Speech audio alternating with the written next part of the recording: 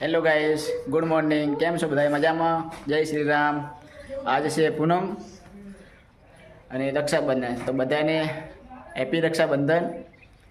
અને આજે છે પૂનમ, તો અમે આજ જઈ રહ્યા છીએ મહાકાળી માએ દર્શન કરવા માટે. તો અહીંયાથી નબિયાણાથી 1-1.5 કિલોમીટર દૂર છે, નદીના કાંઠે આવેલું છે મંદિર. તો તમને આજ પણ દર્શન ત્યાંના કરાવીએ મહાકાળી માએ. હેલો મિત્રો, અમે હવે જઈ રહ્યા છીએ મહાકાળી માએ. અને આ આવે રહ્યા છે પાછળ લાલોભાઈની બાઇક લઈને દર્શન કરવા માટે જઈ રહ્યા છો. જેને જોતા રહો. આકાશ કામ જો ને, વાર કપાઈને આવી ગયો હોય ને. હા, દાણી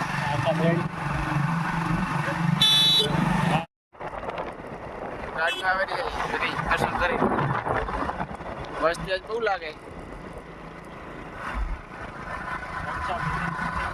હે, રક્ષાબંધન છે ને એટલે.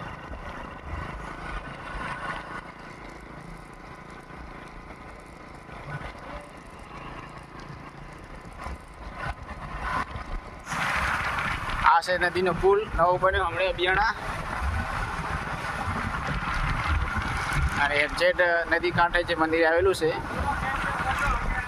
લો ભાઈ લો, હા નાયણો વાયણો હે ને, આવી જાઓ. હા,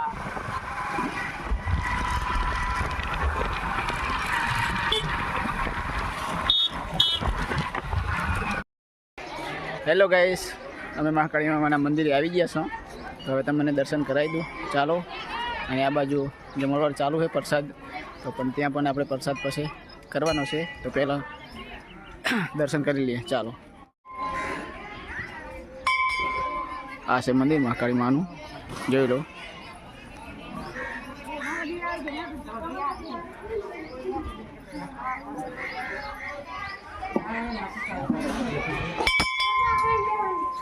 હા, ઈ મંદિરે જાય.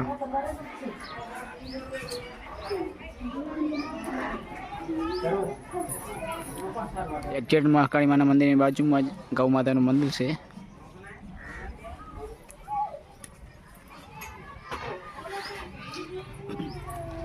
આ છે ગૌ માતાનું મંદિર.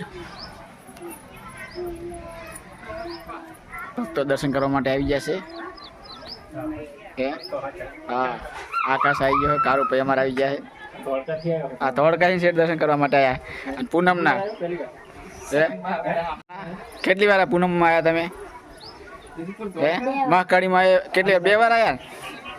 બીજી વાર ને? અને પ્રસાદ કેટલી વાર લીધો? 2 વાર લીધો ને. હેલો ગાઈસ, દર્શન કરી લીધા છે મહાકાળી માના, અને બાજુમાં ગૌ માતાના છે. તો હવે પ્રસાદ કરવા માટે અમે જઈએ છીએ. દર પૂનમે પ્રસાદ હોય છે કેમ, તો તમારે પણ આવવું હોય તો દર પૂનમે આવી જવાનું પ્રસાદ કરવા માટે અને મહાકાળી માના દર્શન કરવા માટે. અને આ શેઠ ધોળકાઈને અમારે આવ્યા છે આકાશભાઈ અને ભરતભાઈ. અમારે દર પૂનમે પ્રસાદ લેવા આવી જાય અમે બંને. અને કાળુભાઈ અમારે પહેલાં આવી જાય વાવેડા, જોઈ લો. તો અમે હવે પ્રસાદ કરવા માટે જઈએ, ચાલો. તો હેલો ગાઈસ, સામે પ્રસાદ ચાલુ છે, જોઈ લો.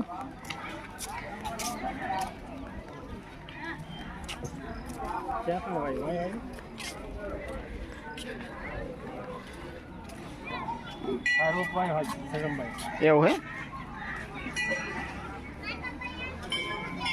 આજે ભાઈ? અરે